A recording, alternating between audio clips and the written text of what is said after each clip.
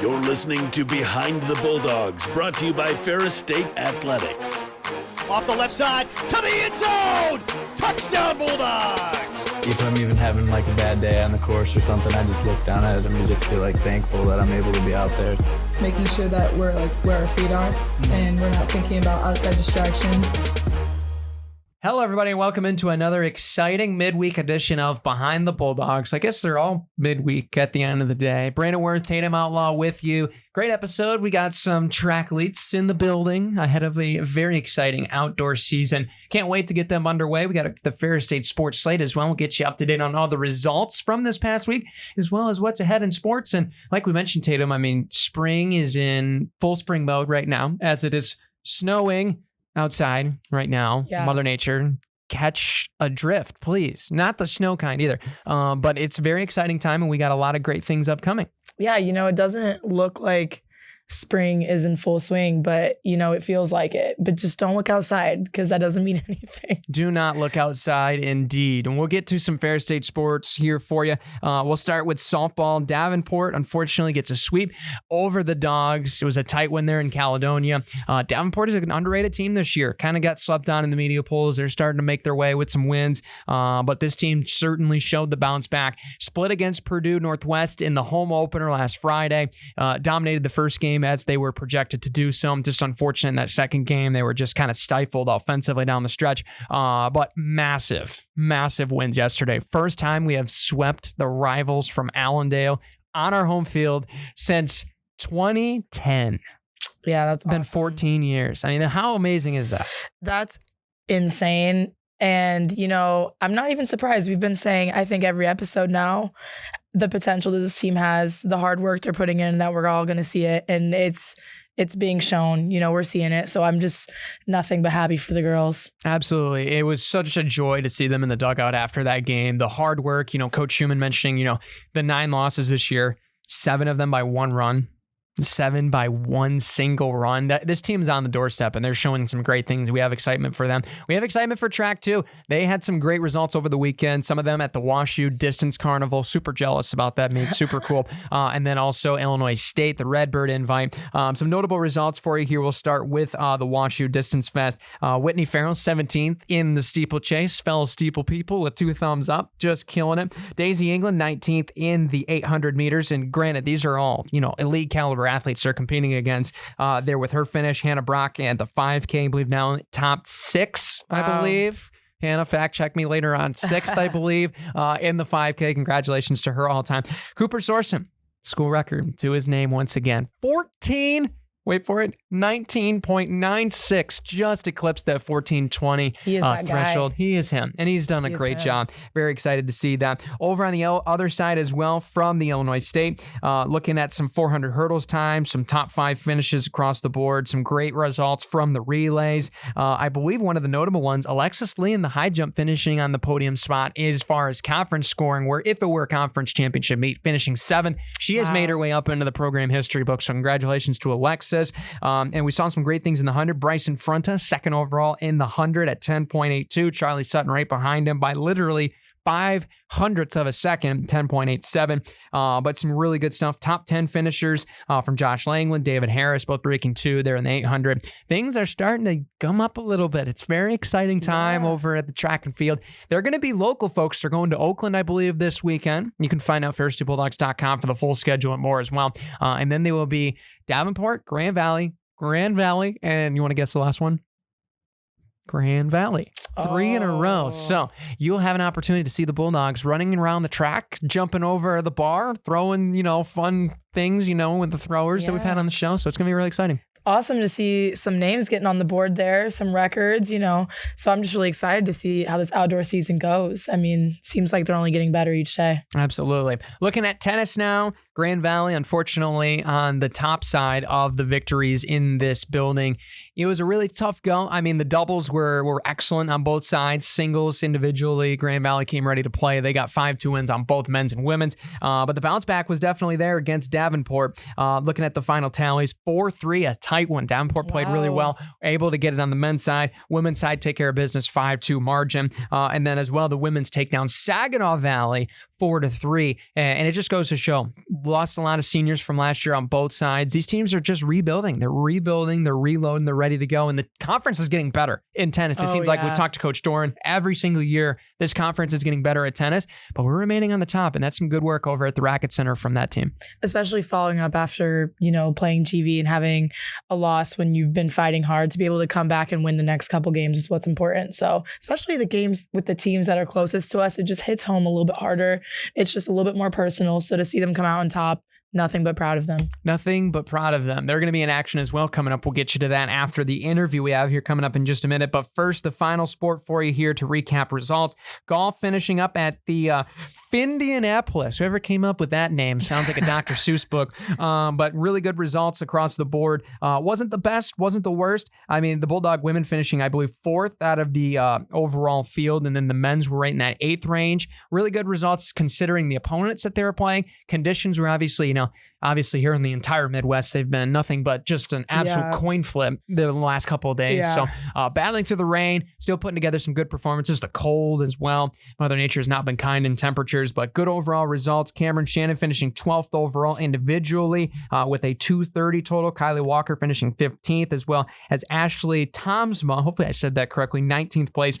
Men's overall finisher McCoy Badjuli there leading with a 13th place finish, followed by Sam Havey in 14th and Cole Putnam in 20th overall. So those are the top 3 individually. You can find out more as well online with the articles if you want the full recap. And finally, before the interview, I want to say a quick shout out to Brett Riley, our newest coach here on the Ferris State coaching staff. Welcome in. Our new hockey coach just had his press conference on Monday, and really excitement, young, passionate energy on the ice. And it's definitely going to be hard to replace a man that's meant so much to this community like Coach Daniels. But we're really excited to see what the program's going to do this offseason under some new leadership. It's not really necessarily a replacement. It's a refresh coming up for this team. It's very exciting to see. And I think he's a very different coach than what we've had previously. So it totally is a refresh. And I'm just really excited to see where he brings this team. I mean, it's going to be a new team too, pretty much. I mean, new coach, new style. So I'm just really excited to see where the program goes. Yeah, it's going to be very exciting. So with that, without further ado, we'll get you to the events coming up here after our great interview. Got a couple track leads standing by, some of my close friends here from the track team. So without further ado, let's run into the interview. Let's do it. Now joining us here in the interview room, we went off site for this episode, Tatum. We went to a rental car lot. Did you know that? What? We got both of the Vans here. Gavin VanSolkema, Lucas VanDam. Guys, welcome to the show. Good to be on.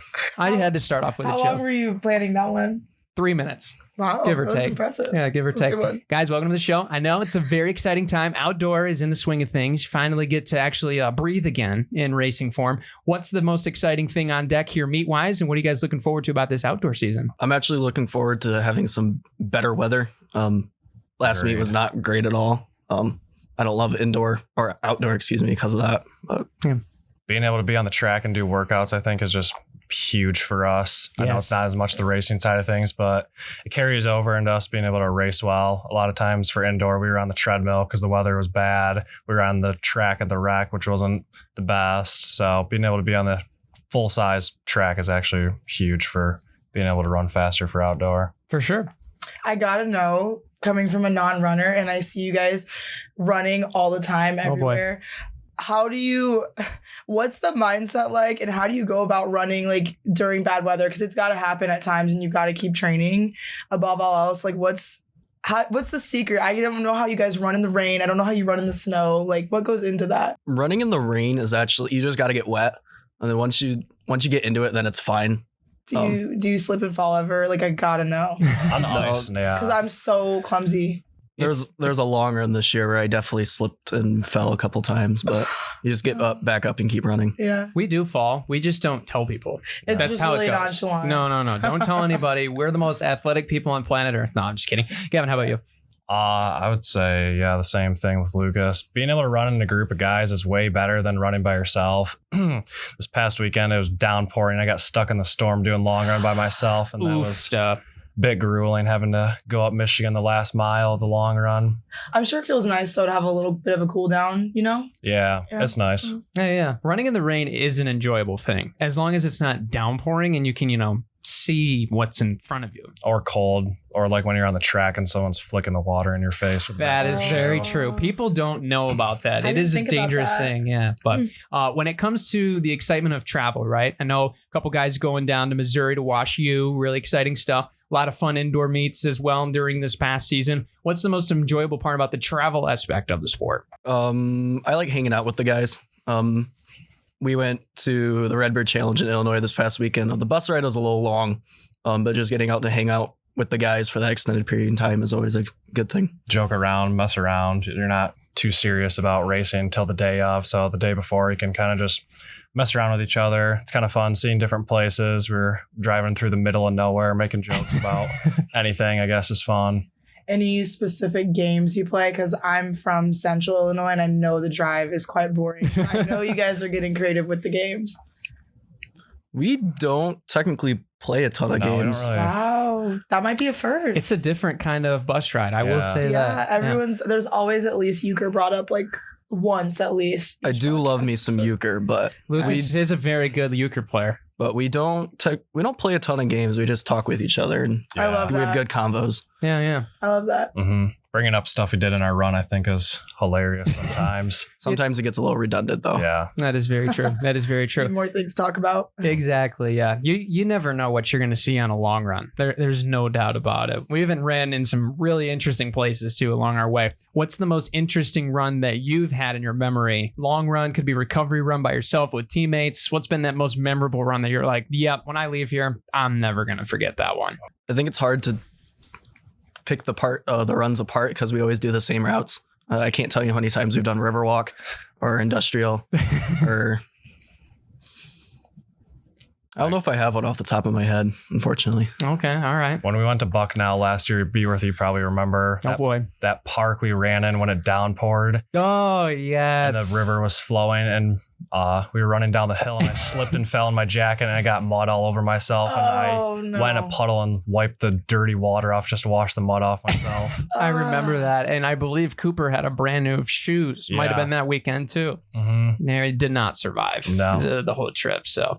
That's unfortunate, to say the least. That's a good memory, though. There's been some Bucknell runs where it's just like you're running in the middle of nowhere, and then all of a sudden you just see this pop-up diner, like out of nowhere. You'll run through fields, and then it's just like, oh, hey, here's a little mom and pop, sandwich shop, just in the middle of nowhere. But, that's just how it goes, I guess. So when it comes to the overall season, right, you guys have been improving over the last, couple months, especially. What's been the team dynamic as far as, the excitement of the season of outdoor, not really being able to compete at a championship level coming up here at the end of the season? Reflecting on how indoor went, we ended up scoring the most amount of points at the GLIAC meet than we have in, some 30 some years or something like that. Looking at how like the sprints have improved and the throws and the jumps and all that. I'm personally excited about what we can do. It's the way that the team has progressed over the past couple of years, and it's really exciting to see how far this team can go.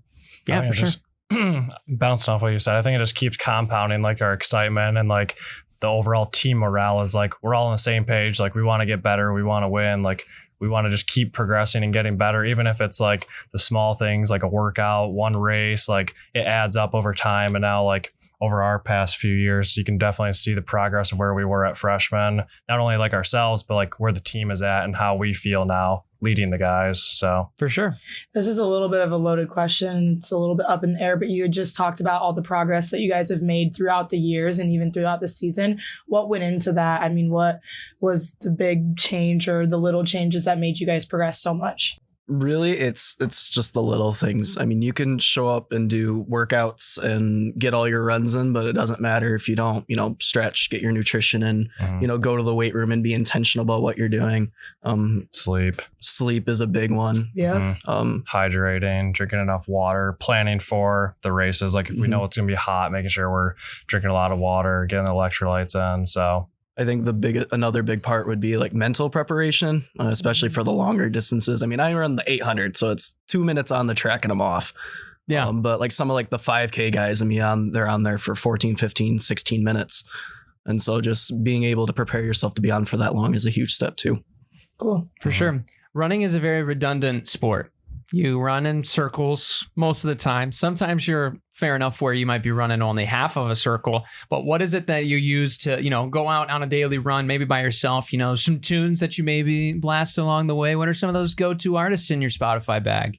I do not listen to music when I run. No, not at all. Oh my gosh. I live in the middle of nowhere on dirt and hilly roads. And if I have something in my headphones, who knows? Because there's idiots that try and run up on you or whatever when they're driving. Yeah, that's fair. And so in the middle of nowhere, you always have to be cautious about what you're listening to.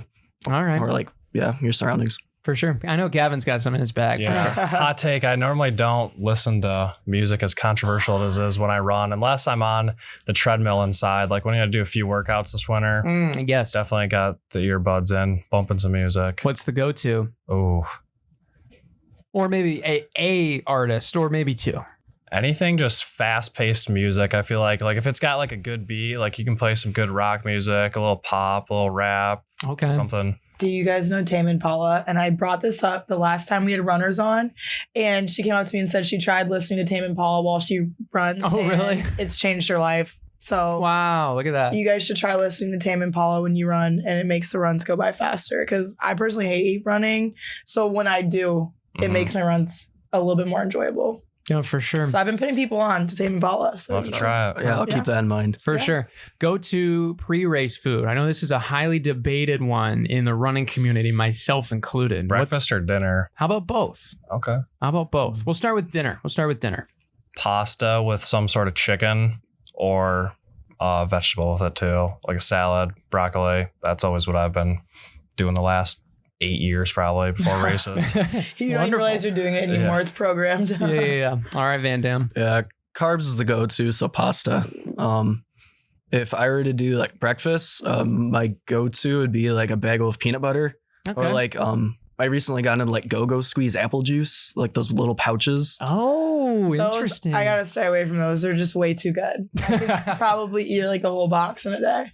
It says made for kids.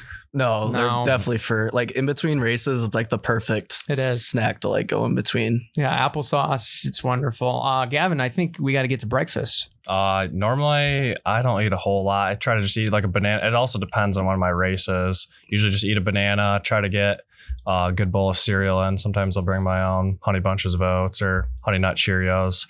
Because the hotel breakfast is either hit or miss. So it's always you never know what. Probably a miss. Yeah. It's probably usually definitely. A miss. Most of the time it's a miss. But shifting gears just a little bit, I want to hear your guys' background with sports and running, and basically like what other sports did you play growing up? What led you to running? What made you decide you wanted to run in college? Just a quick little timeline of that. I played a lot of soccer growing up. I did some league when I was in elementary school and before. Going into like 5th grade, I ended up joining like a run club or whatever. And I was one of the top guys. I ended up running a 5K then. And my mom was like, yeah, let's sign you up for cross. And so 6th grade since I've been running. High school, I did get into like some volleyball.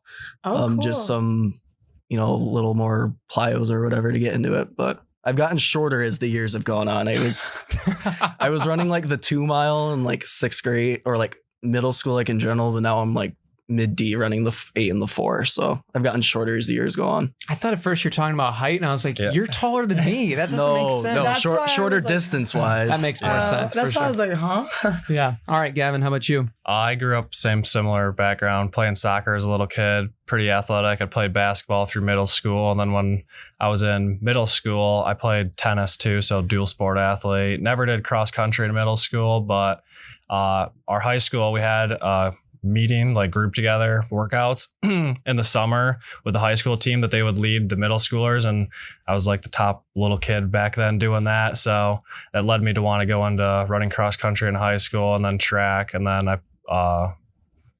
led me into running in college now. It takes being the best one to be sick with it sometimes. Like as a kid, like it's like, oh, I'm really good at this. But I keep doing it, For sure. The other side of student athlete, what are you guys studying and what do you hope to be an occupation down the road? So I am studying information security and intelligence, concentration in digital forensics. And so my goal was FBI, but now I'm kind of just leaning toward law enforcement in general, like Michigan State Police, or I'm from Kent County. So, or like something like that. Okay. So if I need a car, theoretically under my name, you can make that happen, right? Potentially. That's good to know. Anyway, Gavin, how about you? I got a degree in construction management, actually graduating here in a couple weeks in the spring. So got a job lined up. So I'll be a project engineer, traveling, going around. So staying on the job like for a year or two whenever it's done, and then moving around to the next job, and just being able to see the country is what I was looking forward to. So, but eventually I want to move into owning a construction business and real estate, and like building buildings and leasing the buildings out to people too. So nice. Are you going to be carrying the 2x4s, or are you telling whoever it is to go pick up the 2x4s? Bossing people around, not doing a whole lot of manual labor, but we definitely have to get used to getting our hands dirty and getting our boots on the ground, as they call it. So wonderful. Cool. Someone asked me this the other day, so I want to hear your guys' thoughts on this. How has being a student athlete translated, or how is it going to translate into your work life once you're done with college and sports? I think the biggest thing is dedication, if I had to find a word, or consistency is another thing too. Mm-hmm. I'm not an early bird to say whatever. I'm much a night owl, but just being able to get up when you have to, and like being able to show up and do what you're told, I guess. But yeah, for sure. I think it's like what you were saying too, all those things. And like what we talked about earlier, like doing like the little things, like we pay attention to the small details because those add up over time, even in like our professional life, like with work, like making sure we're paying attention to small details and stuff, and like submitting good work to whoever it may be. But it's the same thing when like we run, we have to care about all the little things. We can't just care about nutrition or lifting. So having a well-balanced, I guess, professional and athletic life. For sure. Well, fellas, it's great to have you on the podcast. Last question, though, before I let you out the door. Ask everybody that we have on the show, what's your favorite thing about being here at Ferris State and being a Bulldog? I've listened to the podcast many, many times, so I know it's kind of cliche, but it's the people. Okay. I love my teammates, just how we interact with each other and how we can joke around with each other. And it's like the community too, showing up for each other's events and stuff like that too. Awesome. Gavin, how about you? Agreed. I think the atmosphere is really great between football winning national championship. It carries over into the weight room, having Dom and Haynes hype us up and get us all riled up, which is a good thing. Shout out. Yeah. All the teams, I guess, supporting each other, showing up, showing encouragement, which is huge for us. Awesome. Well, thank you both for coming on to the show, and enjoy the van ride to the next meeting. Good luck to you both. Thank you. Thank you. Thanks for having us. Big thanks to the Vans for joining us on the show. I was really disappointed in my joke, honestly. I thought it was going to play over better. It turned out okay, but maybe there's a retailer, car dealership we can hit them up with, some NIL for these guys. I mean, I know they're upperclassmen and they're on their way out, but, it seemed like too good of an opportunity that was well wasted. I thought it was clever. I'm just not the best at picking up on jokes. Sure, you have some great jokes, and there's sometimes when I tell jokes and that they're just too in-depth, way too much learning that has to be done. Maybe a little bit. It was clever, though. It was clever. There, I appreciate that. It's the thought that counts at the end of the day. Let's get you the Ferris State Sports Slate real quick before we send you on your way.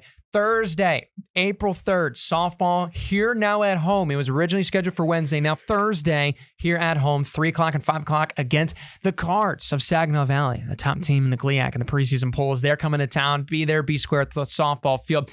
On Friday, April 4th, we have men's tennis and women's tennis, and they have the long-awaited track for some of our athletes, the favorite trip up to Houghton to play against Michigan Tech and the Huskies. That will be 10 a.m. for the men, 2 p.m. for the women's there at their tennis facility. Saturday, April 5th, the Golden Grizzly invite for our triathletes. They will be headed to Oakland down there in the southeast part of our lovely Mitten State. And then softball will be hosting Roosevelt at 1 o'clock and 3 o'clock there on Saturday right here at home once again here in Big Rapids. Speaking of being at home and softball, how about another doubleheader? Wisconsin Parkside this time. That will be 1 o'clock and 3 o'clock on Sunday, April 6th, as well as men's golf. They will be at the Ken Partridge Invitational. That's in Noblesville, Indiana.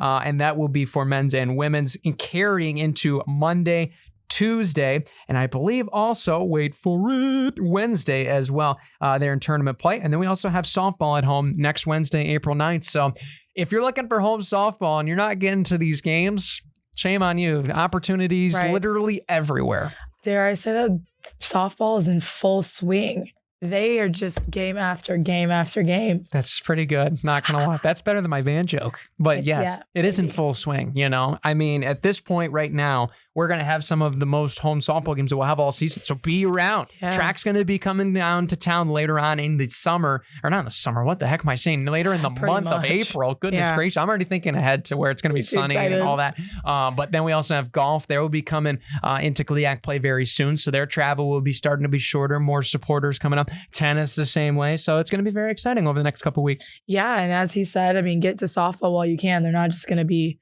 home forever. All right. Yes. This is like your next 10 to 14 day flurry. This is the jackpot here. Yeah. I mean, you have no excuse. That's what we're saying. Yeah. No excuse. No excuse. Holding you accountable. Yep. I mean, if you're watching this, you pretty much have to go. Shoot. I had plans that day, though. Darn it. Anyway, be sure to be there. You can follow more at ferrisstatebulldogs.com. Thanks for all tuning in. Be sure, if you like the show, give us a 5-star review. Apple, Spotify, YouTube, wherever. I don't know if YouTube does reviews. Maybe that's something they can expand to. I don't know. But just give us a like, give us a follow, give us a follow on social media as well. Tatum's posting some stuff at @behind_Bulldogs for more information on the podcast and when they drop each and every week. So we'll have some great guests coming up on deck here for the remainder of the spring. I mean, we got spring football coming up. We got golf championships, tennis championships. We're going to have a lot of guests coming on the show. So stay tuned. Yep. And see you guys next week. All right. I guess that's the sign off, right? Yeah. Okay. I guess we should let the people go now. I guess it's only right. We'll see you next week, though. All right. We'll see you later.